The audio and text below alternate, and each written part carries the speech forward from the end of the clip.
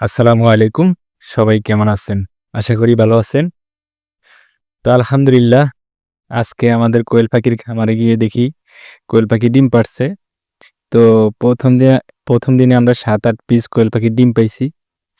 তো আলহামদুলিল্লাহ আমরা বিগত ৩৮ থেকে ৪০ দিন কষ্ট করার পরে আমরা এই ফলটা পাইছি। তো আমার কাছে খুবই ভালো লাগতেছে। আমার কাছে না, যদি এমন কেউ কষ্ট করতো আর ১ম ডিম দেখতো সবার কাছেই ভালো লাগতো। আর এই জিনিসটা ভালো লাগার বিষয়ই।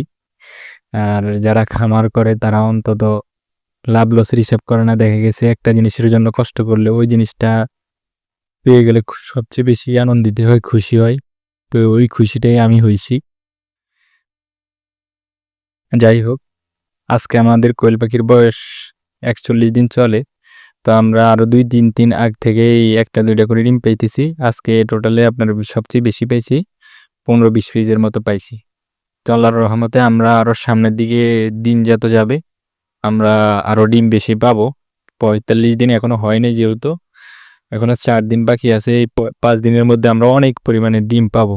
যেহেতু আমাদের মহিলা পাখি আছে আপনার ৬০০ পাখির মতো আছে। তো আল্লাহর রহমতে আমাদের ডিমের প্রোডাকশনটা আরো বাড়বে।